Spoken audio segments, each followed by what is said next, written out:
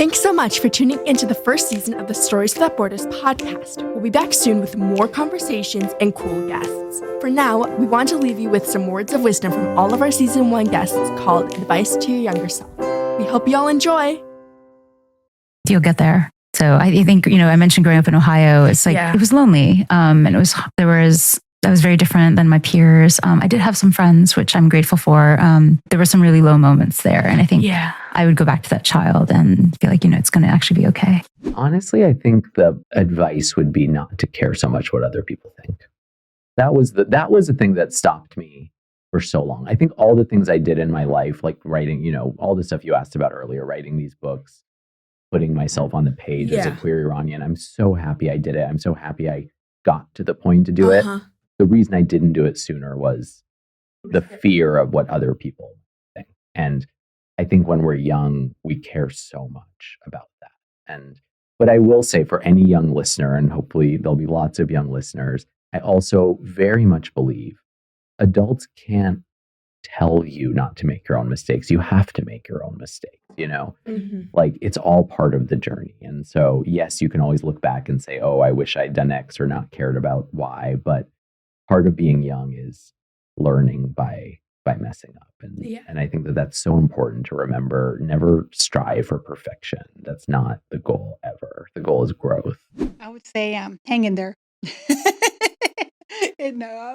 Be hang in there, but I would say, just have faith, keep doing what you're doing, work hard, and, things will happen. Just hang in there, because a lot of times when I was a kid, growing up poor, I always felt like, what's going to be in life? What do I have to do? I felt like I was never doing enough, never working hard enough, never.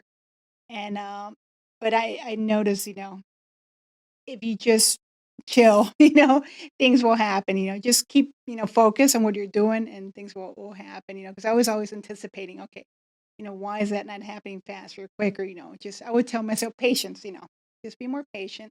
When I was younger, I was so shy, and I wish I would have been more open to seek mentors, and I didn't start doing that until I was in high school. But yeah, that's something that I wish I would have known younger. The advice I would give to my younger self is to be patient. I feel that I'm a very fast-going person, and I want things to be happening really fast because in my head they've already happened. But I think learning to be patient would be a big one for me. I think keep going. Yeah, that's it. Like enjoy the journey, keep going. And that's what I've always been trying to do. To not listen when someone discourages you from something. That's a good one. Just kind of follow through. And if someone does, talk to someone about it. Talk to a friend and say like, hey, this happened to me.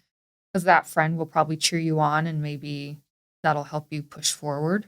I would say mostly just kind of don't be afraid to put yourself out there, which goes back to my experience kind of querying agents for this book.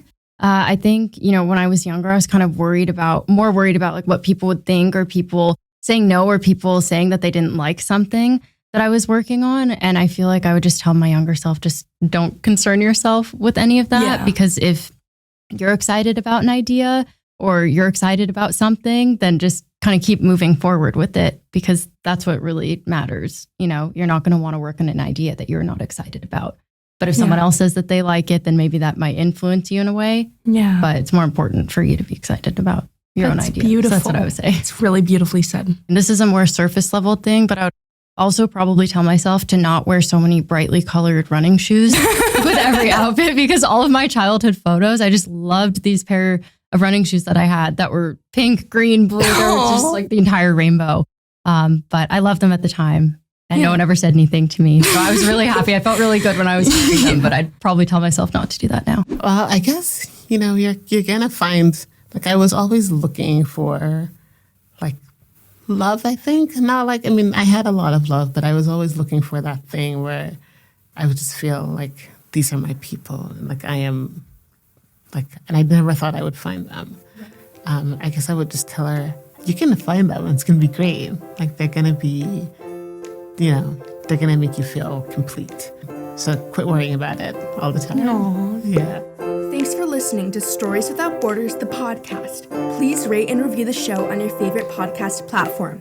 You can learn more online at storieswithoutborders.org or follow us on Instagram at stories_without borders. See you all next time.